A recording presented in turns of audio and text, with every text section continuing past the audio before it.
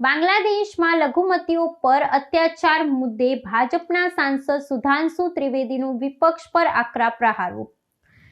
મત જેહાદની વાત કરનારા મૌન હોવાનો લગાવ્યો આક્ષેપ. ભારતીય જનતા પાર્ટીના રાષ્ટ્રીય પ્રવક્તા અને રાજ્યસભાના સાંસદ ડોક્ટર સુધાંશુ ત્રિવેદીએ બાંગ્લાદેશમાં હિન્દુ સમુદાય પર થઈ રહેલા હિંસક હુમલાઓ અને નરસંહારના મુદ્દે વિરોધ પક્ષો સામે આક્રમક વલણ અપનાવ્યું છે.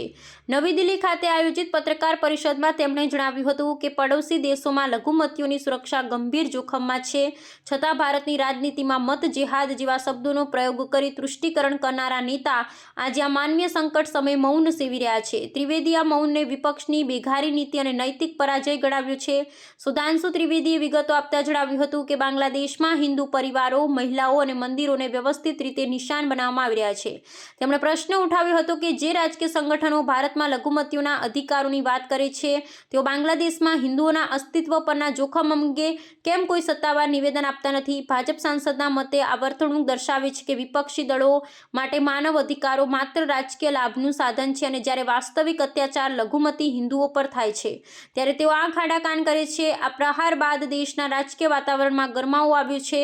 ભાજપે માંગ કરી છે કે તમામ રાજકીય પક્ષોએ એક સુરે બાંગ્લાદેશમાં થઈ રહેલી હિંસાની નિંદા કરવી જોઈએ અને ત્યાંના હિન્દુઓની રક્ષા માટે ભારત સરકારના પ્રયાસોને ટેકો આપવો જોઈએ. ડોક્ટર ત્રિવેદીએ વધુમાં ઉમેર્યું હતું કે ભારત સરકાર આ આંતરરાષ્ટ્રીય સ્તરના મુદ્દાને ગંભીરતાથી લઈ રહી છે, પરંતુ દેશની અંદર બેઠેલા વિપક્ષી નેતાઓનું આ વિષય પરનું મૌન અત્યંત દુર્ભાગ્યપૂર્ણ છે. આ નિવેદને આગામી ચૂંટણીઓ અને પક્ષોના વિચારધારા સાથે જોડીને જોવામાં આવી રહ્યું છે. फिलिस्तीन पर प्रस्ताव पारित करने वाली पार्टियां, गाजा की हिंसा पर अखबारों में आर्टिकल लिखने वाली पार्टियां, आप सबको ध्यान होगा कि सोनिया गांधी जी ने आर्टिकल लिखा था, कांग्रेस वर्किंग कमेटी का प्रस्ताव था.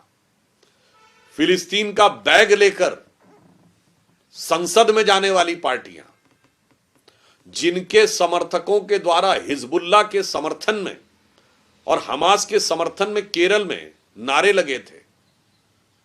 2023 में बुरहानपुर के चुनाव में मध्य प्रदेश में हमास के समर्थन में नारे लगे थे.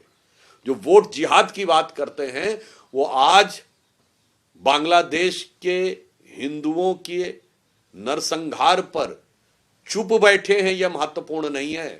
महत्वपूर्ण यह है कि प्रदर्शन करने वाले शांति प्रिय हिंदुओं को प्रदर्शन करके अपनी पीड़ा की अभिव्यक्ति करने का अधिकार भी नहीं देना चाहते.